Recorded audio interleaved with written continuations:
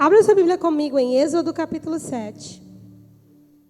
Êxodo é o segundo livro da Bíblia. Êxodo capítulo 7.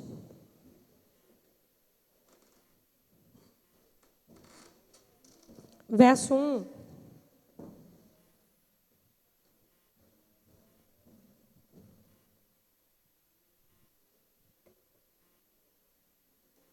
Êxodo capítulo 7, verso 1. Antes de ler aqui o texto, olha para cá. Durante esse último mês, Joédas e Bianca ministraram aqui sobre os atributos de Deus e o caráter de Deus. O que nós queríamos passar para a igreja? Que nada do que Deus faz está desassociado de quem Ele é. Amém? Tudo aquilo que Deus faz é por quem Ele é. Nós podemos fazer coisas para agradar os outros. Nós podemos fazer algumas coisas contra a nossa vontade, só com algum objetivo específico.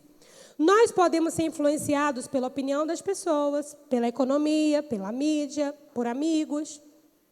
Nossas atitudes nem sempre são um reflexo de fato de quem nós somos. Existem muitas vertentes por trás disso. Existem muitas influências por trás disso. E nem sempre nós agimos porque nós somos assim. Amém? Às vezes a pessoa age por uma ferida. Né? Quando nós estamos em aconselhamento pastoral, eu sempre ensino, separa a ferida da pessoa. Né? Saiba quando é a ferida falando e quando é a pessoa falando. Separa o pecado do pecador. Né? Às vezes tem um casal lá tentando se matar quase, de problemas. E quando a gente entra para o atendimento pastoral, a primeira coisa que a gente precisa fazer é separar o pecado do pecador e a ferida do indivíduo. Não é? Então, nós nem sempre agimos por quem nós somos. Existem muitos fatores que nos levam a agir. Nós agimos por medo, nós agimos por impulso, nós agimos por nervoso, nós agimos por tantas coisas. Mas Deus, Ele não age por essas coisas. Deus age por quem Ele é. Amém? Diga comigo, Deus age por quem Ele é. Deus não age por nada externo. Nenhum agente externo pode interferir na decisão de Deus. Nada, nenhum agente exterior pode mover Deus a fazer alguma coisa. Porque tudo aquilo que Deus faz é um reflexo exato de quem Ele é. Então, muita coisa que se atribui a Deus, só se atribui a Deus mesmo. Não está nele a razão. Amém? Muita coisa que se diz, Deus quis assim. Nem sempre Deus quis assim. Deus sabe o que faz para coisas que Deus, na verdade, nem foi Ele que fez. Né? Então, muitas coisas se atribuem a Deus. Até esse Deus está no controle de todas as coisas, se não bem entendido, pode ser interpretado de uma maneira muito esquisita. Porque parece que Deus está com uma marionete e o mundo fica na marionete de Deus. E as coisas não funcionam assim. Amém? O ser humano é responsável por seus atos e livre para escolher o que deseja. Então, Deus, Ele não pode fazer nada desassociado do seu caráter. Por isso que os atributos de Deus refletem quem Ele é. E quando eu quero saber se foi Deus quem fez alguma coisa, ou se é Deus quem está fazendo aquilo ou isso, eu preciso saber se o caráter de Deus está em harmonia com o que eu estou atribuindo a Deus. Por exemplo, se acontece uma situação de injustiça, essa situação de injustiça, eu não posso atribuir como algo que Deus fez, porque nele não há nenhuma injustiça. Amém? Nele não há nenhuma injustiça. Quando eu quiser saber se Deus está por trás de alguma coisa, eu preciso avaliar o caráter de Deus. E se nós não tomamos cuidado, nós vamos viver a nossa vivência de fé na igreja, e nós vamos agindo, seja em nome de Deus, ou a partir do que nós entendemos sobre Deus, desassociado da sua essência. Então, Deus é santo, Deus é justo, Deus é íntegro, Deus é amor. Amém? Deus também é justiça. E existe um exemplo na Bíblia, 2 exemplos na Bíblia, que para mim são assim os mais claros, apesar de difíceis de compreender, que retratam o caráter de Deus e retratam o poder de Deus. O primeiro não é o que eu vou pregar hoje, mas é o de Jesus morto naquela cruz por nós.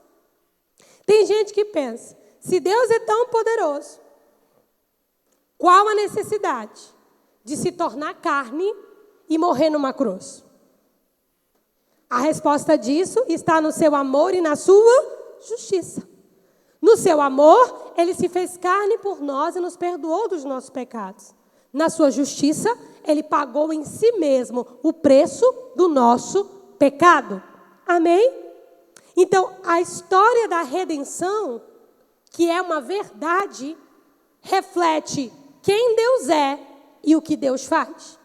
Ele não foi poderoso para tirar Jesus da cruz, porque ali estava sendo a sua justiça cumprida. Mas ele tirou Jesus do túmulo, porque ali era o seu poder associado com a sua justiça. Então Deus, ele não está olhando, não se escandalize com o que eu vou dizer. Não se escandalize. Deus não está olhando para o que nós falamos sobre ele. Deus não está olhando para as nossas palavras e até para algumas das nossas orações. Tem um lugar para onde Deus está olhando. Está lá em Jeremias capítulo 1, do verso 5 em diante. Ele olha para a sua palavra para fazê-la cumprir. Então, se eu quero ver a palavra de Deus se cumprindo na minha vida, eu preciso olhar para onde Deus está olhando. Amém, gente? Se eu quero ver a palavra de Deus se cumprir na minha vida, eu preciso olhar para onde Deus está olhando. Então, o primeiro exemplo é esse da redenção. O Deus que tinha poder para tirar Jesus da cruz, mas não tirou porque a sua justiça estava em ação. Mas uma vez que a sua justiça foi saciada, esse mesmo Deus levanta Jesus dentre os mortos. Amém? Porque o seu poder estava em ação. E o outro exemplo é o exemplo que nós vamos falar hoje. É o exemplo de Faraó, Moisés e Israel. Amém? Abra comigo, vocês já abriram, né? Êxodo 7:1 diz assim: Então disse o Senhor a Moisés: Vê que te constituí como Deus sobre Faraó. Não é que Faraó deveria adorar Moisés como se fosse Deus, mas Faraó estava representando Deus. E Arão, o teu irmão, será o teu profeta, porque Deus, ele não fala, ele não se relaciona com o pecado, não é? Como Faraó representava toda aquela estrutura de pecado, entra a profecia entre quem Deus é e o alvo da palavra. Então, respondeu Moisés na presença do Senhor. Espera aí, gente, desculpa. Verso 1 de novo. Então disse o Senhor a Moisés: Vê que te constituí como Deus sobre Faraó, e Arão, teu irmão, será o teu profeta. Tu falarás o que eu te ordenar, e Arão, teu irmão, falará a Faraó. Deus falava com Moisés, Moisés falava com Arão, Arão falava com Faraó. Para que deixe ir da sua terra os filhos de Israel. Eu, porém, endurecerei o coração de Faraó, e multiplicarei na terra do Egito os meus sinais e as minhas maravilhas. Faraó não vos ouvirá. E eu porei a mão sobre o Egito, e farei sair as minhas hostes, o meu povo, os filhos de Israel, da terra do Egito, com grandes manifestações de julgamento. Saberão os egípcios que eu sou o Senhor, quando estender eu a mão sobre o Egito e tirar do meio deles os filhos de Israel. Amém? Feche seus olhos. Pai, muito obrigado pela sua palavra. Nós oramos para que o teu Espírito nos dê revelação, discernimento, entendimento. Que saiamos daqui mais parecidos contigo. Que o teu Espírito fale ao profundo do nosso coração. Somos todos teus filhos, estamos sentados à tua mesa e oramos, fala, porque nós queremos te ouvir, em nome de Jesus. Você pode dizer amém? Quando Deus chamou Moisés, o povo estava há 430 anos escravo no Egito. Moisés, como vocês já sabem, ele foi criado na casa de Faraó, mas ele era um hebreu que se salvou, não é? A mãe dele o colocou no cestim, Esse cestinho estava no lugar onde a filha de Faraó se banhava. E por causa disso, a filha de Faraó o adotou. Embora ele cresceu no Egito como príncipe, conhecido como filho da filha de Faraó, Moisés tinha sangue hebreu. E, na verdade, isso fazia parte de um plano de Deus para que Moisés retornasse ao Egito como libertador. Amém? Os anos passam, né? Não, eu vou resumir bastante. Moisés acaba fugindo do Egito por conta de um assassinato. E nessa fuga, Deus o encontra, né? E quando Deus o encontra, Deus revela a Moisés, o projeto dele para Moisés. Deus revela para Moisés que ele vai voltar no Egito, que ele vai tirar o povo de lá, que Moisés é esse libertador, né? Deus alinha a identidade de Moisés, né? Retira toda aquela confusão que estava na mente de Moisés. E depois de 40 anos no deserto, Moisés estava finalmente pronto para retornar ao Egito. E aqui, quando Moisés retorna, Moisés já retorna sabendo que Faraó não iria ouvi-lo. Moisés já retorna sabendo que o coração de Faraó estaria duro porque Deus endureceu. Porque Deus endureceu. Moisés já sabia que o coração de Faraó duro era uma manifestação do juízo de Deus, e eu chego nisso já. E Deus aproveitaria toda aquela dureza para operar os seus prodígios e os seus sinais. Tem gente que diz, mas como Deus endureceu o coração de Faraó? Faraó não ia ter escolha, já que o coração dele estava endurecido. A partir de agora, realmente, ele não teria. Ele não teria porque ele estava julgado. E eu vou mostrar para vocês esse juízo em Êxodo. Vá comigo para Gênesis 15, verso 12. Gênesis é o primeiro livro da Bíblia, escrito pelo próprio Moisés. Gênesis 15, 12. Ao pôr do sol, caiu profundo sono sobre Abrão, e grande pavor e cerradas trevas o acometeram. Então lhe foi dito, sabe com certeza que a tua posteridade será peregrina em terra alheia. Deus havia acabado de prometer a Abraão um filho. Mas Deus está dizendo o futuro que viria depois disso. Sabe com certeza que a tua posteridade será peregrina em terra alheia, e será reduzida à escravidão, e será afligida por 400 anos. Mas também eu julgarei a gente que tem de sujeitar-se, e depois sairão com grandes riquezas. Tu irás para os teus pais em paz, serás sepultado em ditosa velhice. E na 4ª geração tornarão para aqui, porque não se encheu ainda a medida da iniquidade dos amorreus. Irmãos, antes de Moisés existir, antes do próprio Isaac existir, Deus já tinha dado o panorama para Abraão. Abraão é o seguinte, você vai ter um filho, mas dessa tua descendência, eles vão ficar escravos em uma terra por 4 gerações. Mas não, eles não vão ficar lá para sempre, não. Vão ficar só o tempo que a medida de juízo ou de iniquidade chegar na conta. Quando chega a hora de eu julgar Faraó, o povo vai ser livre de lá. Então, quando Moisés vai para o Egito, diga comigo, o Egito já estava julgado, Faraó já estava julgado também. Então, aquele endurecimento de coração era só um reflexo do juízo de Deus que já estava estabelecido sobre Faraó. Quantos estão comigo até aqui? Então, Deus, ele envia Moisés, e como vocês sabem, as pragas acontecem, o coração de Faraó endurece cada vez mais. O único momento que o coração desse homem se quebranta é quando ele perde o próprio filho. É quando ele perde o próprio filho. Mas nem assim ele se humilha diante de Deus. Ele permanece na mesma dureza. Diga comigo, e agora já não tem mais nada a ver com Deus. Agora já é ele.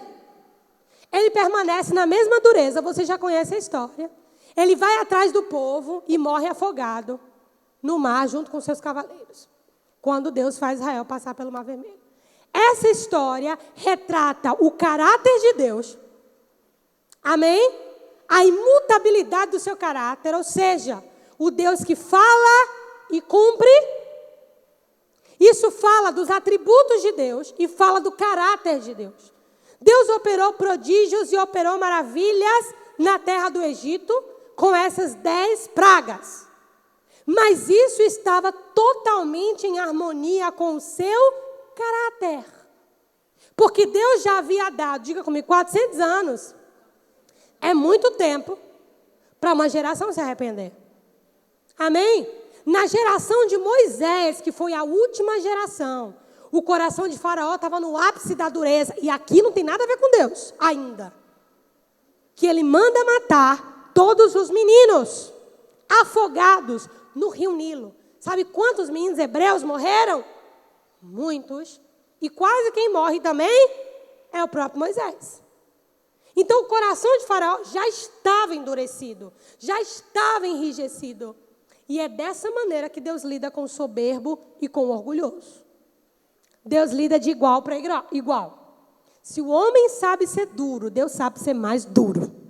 Amém? Tanto que está escrito, com o puro te mostrarás puro, mas com o perverso te mostrarás indomável. Amém? Então, queridos, quando Deus tira o povo do Egito, Deus está operando milagres e sinais, mas o povo havia cumprido uma disciplina. E qual era a disciplina do Senhor?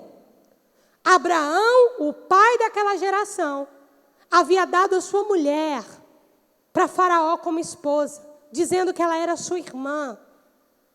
E observe como Deus leva a sério casamento, aliança e adultério. Por causa daquele pecado, aquela descendência que sai de Abraão já sai defeituosa. Já sai com as mesmas inclinações. Não é? Já sai do mesmo jeito. Isaac ainda tem uma postura de integridade. Mas Jacó já tem uma postura de engano. E a gente vê, gente, que quando as coisas acontecem na nossa vida, a gente precisa observar os fundamentos sobre os quais nós edificamos a nossa história. Ontem Lina esteve lá em casa para levar um material e ela compartilhou comigo alguma coisa. E eu falei para ela assim, tudo tem um fundamento. Nesse momento, acolha essa pessoa, abrace-a, ame-a, até ela estar pronta para ouvir a verdade. Um casamento que nasce de um adultério, irmãos, pode até dar certo. Mas vai haver muita luta, vai haver muita perseguição, vai haver muito prejuízo, vai haver ciúme, vai haver até uma tragédia. Aquele ambiente não glorifica a Deus. Até haver arrependimento, consciência e Deus limpar a terra, é muito sofrimento. É muito sofrimento. Uma empresa que é erguida às custas de sonegação, às custas de engano, pode até prosperar na primeira leva, pode até ganhar alguma coisa aqui, outra ali, mas daqui a pouco a semente produz conforme a sua espécie. Os fundamentos sobre o qual aquela empresa foi criada vai vir à luz. Vai vir à luz em quê? Nas próprias contas da tal empresa. Então, a educação de filhos, nós viemos no carro comentando sobre isso.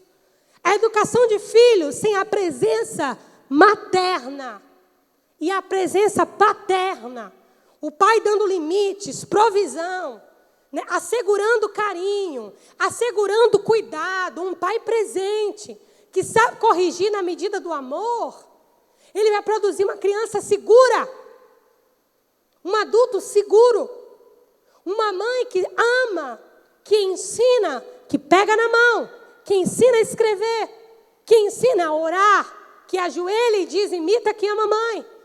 É assim que a gente busca Deus, é assim que a gente ora. Uma mãe que faz os seus filhos vivenciarem as dificuldades da vida, não de uma maneira lúdica, mas a partir da perspectiva da fé, vai produzir filhos coerentes, filhos fortes, que andam no temor do Senhor. Então estamos lidando com os nossos adolescentes, com os nossos jovens, como se eles fossem rebeldes do nada, como se a nossa empresa faliu do nada, como se o nosso casamento está com problemas do nada, como se a nossa família tem problemas do nada, e nós ainda finalizamos dizendo, Deus sabe de todas as coisas. Ele sabe, mas isso não foi ele quem fez, porque está desassociado do seu caráter.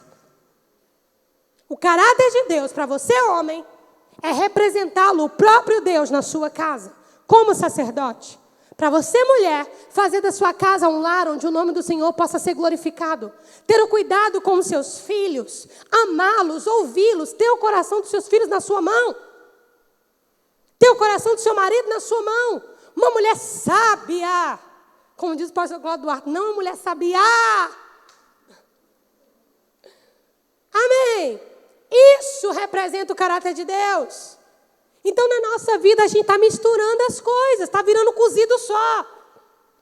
Então, se eu estou cansado, se eu estou desanimada, é porque Deus não está fazendo nada na minha vida.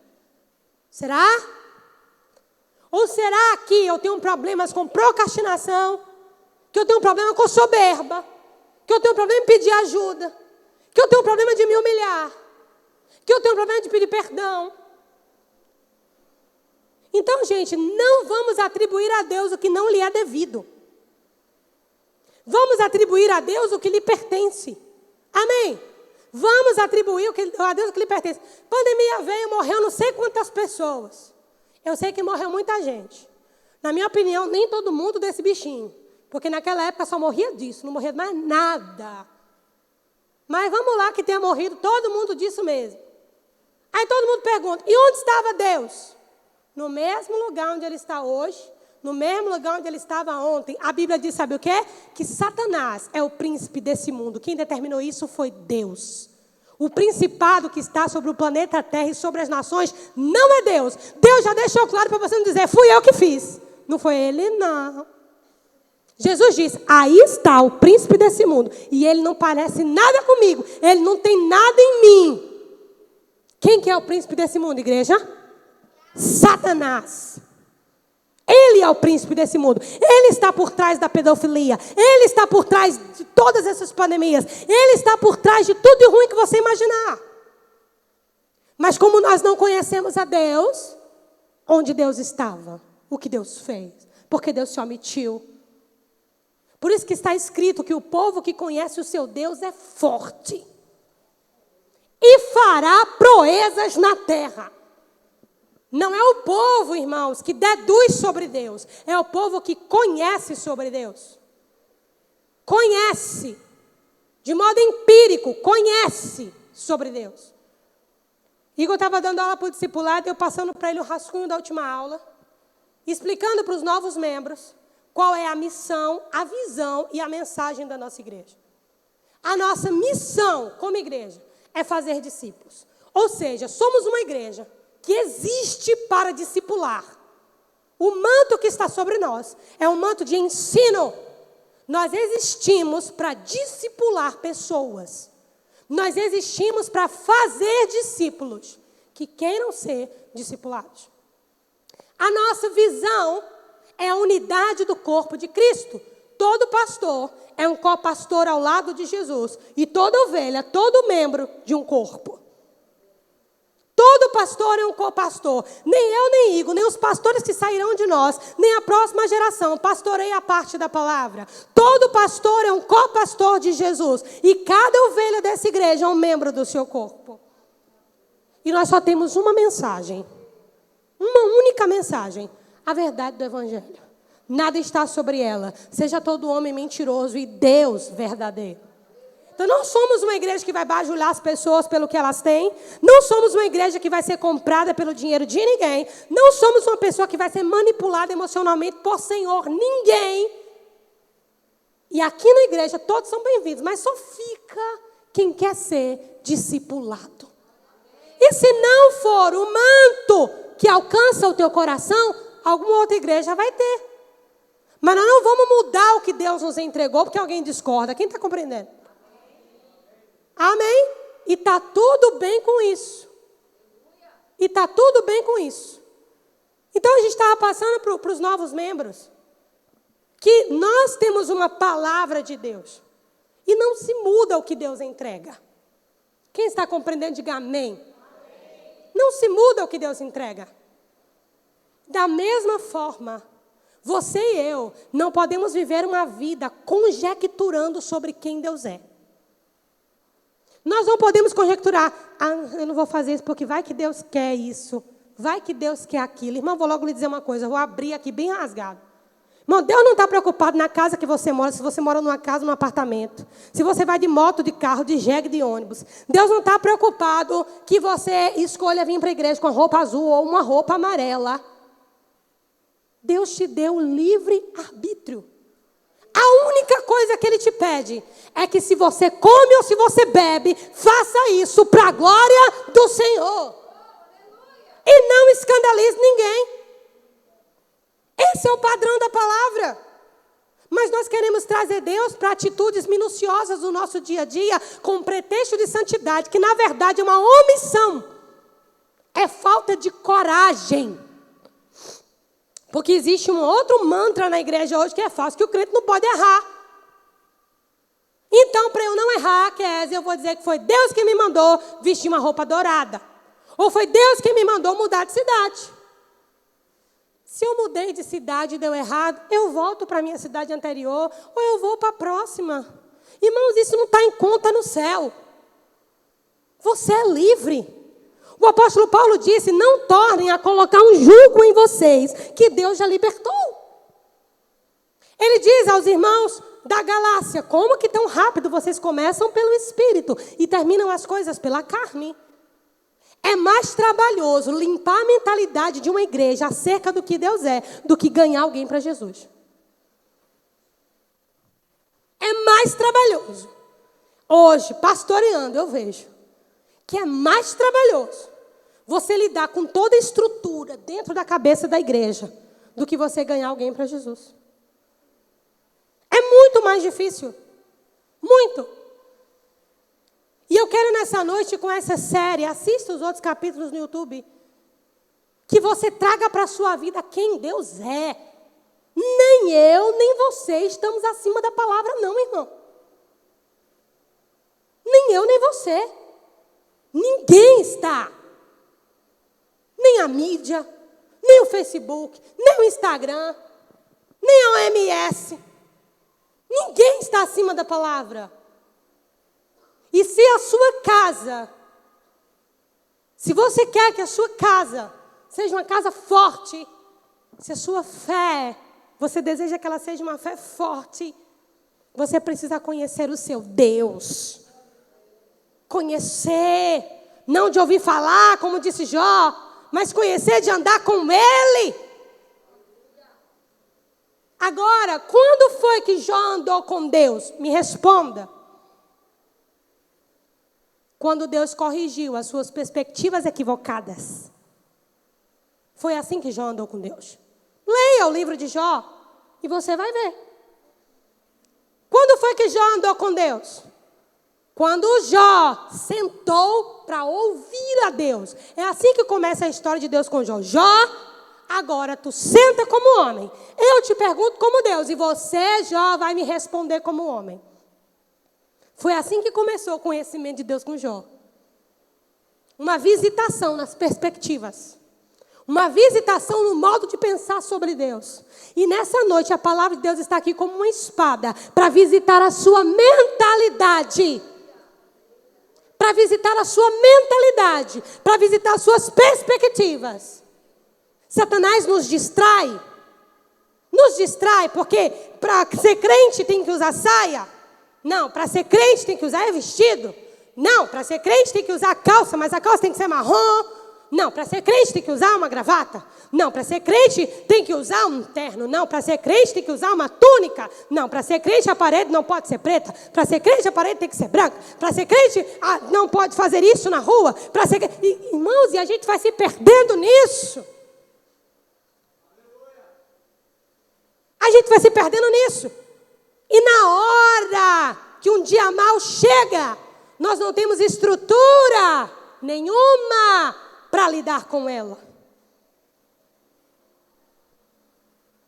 Eu já passei 2 dias maus na minha vida que quase eu vou junto. E eu só não fui. Não é porque eu sou mais crente do que vocês. Não é porque Deus me ama mais do que vocês. Não é porque eu sou pastor ou porque eu oro mais do que vocês. Eu só não fui junto porque eu conheço quem Deus é. Irmãos, e isso a Bíblia me autoriza a me gloriar. Está escrito: não se glorie o rico na sua riqueza, não se glorie o forte na sua força, nem o sábio na sua sabedoria. Mas se alguém quer se gloriar de alguma coisa, glorie-se nisso, em me conhecer, diz o Senhor. A honra é dele, mas conhecê-lo, irmão, a glória e a alegria é minha. E foi por isso que eu não caí, porque eu sei quem meu pai é, ainda que aqui fora tudo bagunça. E você? Quem é Deus para você?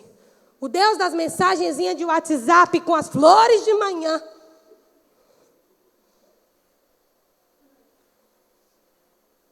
O Deus dos filósofos do Instagram? O Deus da filosofia? Eu sigo um determinado professor de filosofia, porque eu gosto de filosofia. Nem toda filosofia é ruim, não, viu, irmão? Filosofia é necessário. Eu sigo um determinado professor de filosofia. Gosto muito dele, apesar dele dar uns chutes assim para fora. Mas é a fé dele, né? E ele escreveu assim, hoje. Ele não usou o termo cristãos, ele usou o termo a igreja, se eu não me engano. A igreja tem por verdadeiro aquilo que lhe é sagrado. E a filosofia tem por sagrado aquilo que é verdadeiro. Isso não existe. Nesse dia ele não recebeu meu coraçãozinho. Não, irmãos. O evangelho não tem por sagrado. O evangelho não tem por verdadeiro o que é sagrado. O evangelho só conhece uma verdade. Eu sou o caminho, a verdade e a vida. E a verdade é que a Bíblia diz como o mundo foi criado, como o mundo vai acabar. Se a ciência já descobriu que a Bíblia acertou para a criação do mundo, ela precisa descobrir o que a Bíblia também diz sobre como ele vai acabar.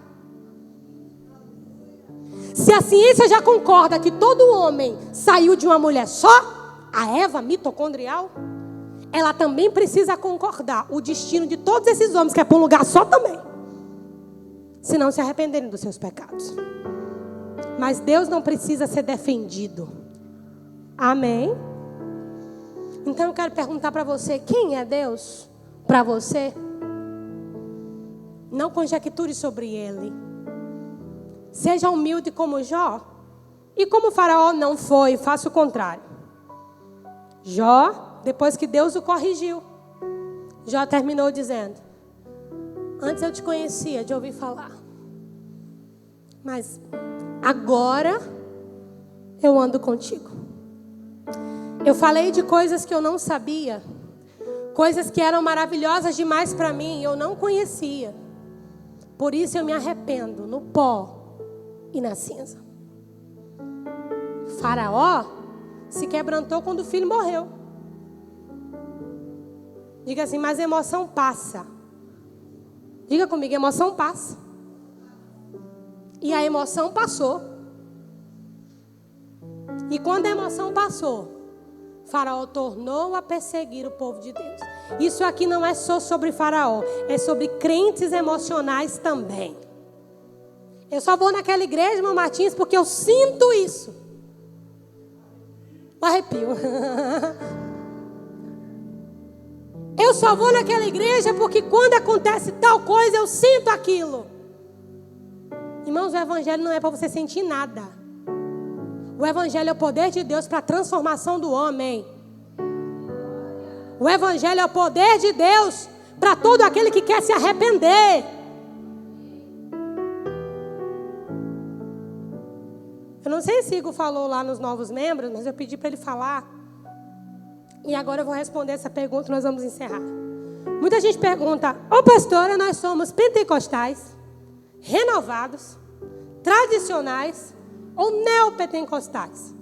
Vou dar para vocês a resposta. Nós somos renovados. As igrejas pentecostais são as igrejas fundamentais que lançaram o evangelho sobre a nossa nação. Que denominações são essas? Assembleia de Deus, Deus é amor. Igreja Quadrangular é mais recente. Igrejas tradicionais são igrejas que lançaram os mesmos fundamentos, mas são igrejas desassociadas, digamos assim, do mover dos dons e do falar em outras línguas. Como a primeira igreja batista, fundamentalmente, os presbiterianos também. Quais são as igrejas renovadas? São as igrejas que saíram de igrejas tradicionais e assumiram um perfil renovado. Passaram a crer nos dons, no mover do Espírito. Nós somos renovados, nós saímos de uma igreja mãe, que não é tradicional na prática, mas é no CNPJ. Manancial Rio. O pastor Jonas conduz aquela igreja com muita sabedoria. E temos os neopentecostais, que são igrejas que saíram dos pentecostais, geralmente fruto de divisão, vulgarmente chamadas igrejas da favela. São igrejas com pouco conhecimento bíblico, pouco poder aquisitivo e pouco conhecimento intelectual também. E uma característica dessas igrejas é a mistura com religiões de matrizes africanas. Então nós somos renovados, ou seja, nós temos o conhecimento de Deus na medida que Ele se revelou a nós, mas nós cremos no mover do Espírito e nos dons. No entanto, nós não reconhecemos mais o que sentimos do que a Bíblia diz.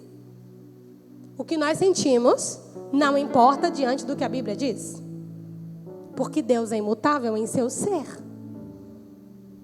E se você conhecer a Deus, aceitar ser discipulado, se o que nós estamos pregando nesse altar está falando ao seu coração, está entrando no seu coração, talvez seja a noite de você de fato se render. Eu não me preocupo que você venha para a nossa igreja e fique estudando nós, não. Mas é que chega uma hora que isso vai perder teu tempo, compreende? Deixa a palavra de Deus entrar. Deixa ela entrar na sua mente. Talvez Deus já esteja no seu coração. E isso até te leve para o céu. Mas não é só teu coração que Deus quer. Romanos 12. E não vos conformeis com esse século, mas transformai-vos pela renovação do vosso entendimento. A grande briga desses dias é uma briga intelectual, se você não percebeu ainda. Mais do que nunca, há uma divisão. E Paulo até disse que é bom que hajam divisões, porque os perfeitos são manifestos, os imperfeitos também. Quem é Deus para você? Amém? Eu vou te responder quem Ele é. Eu sou o que sou. Eu vou te dizer mais uma vez. Eu sou o que sou. Não o que você pensa, não o que você acha, não o que dizem. Eu sou o que sou. Esse é Deus. Eu sou o Deus mais do que suficiente. Amém? Se coloque em pé.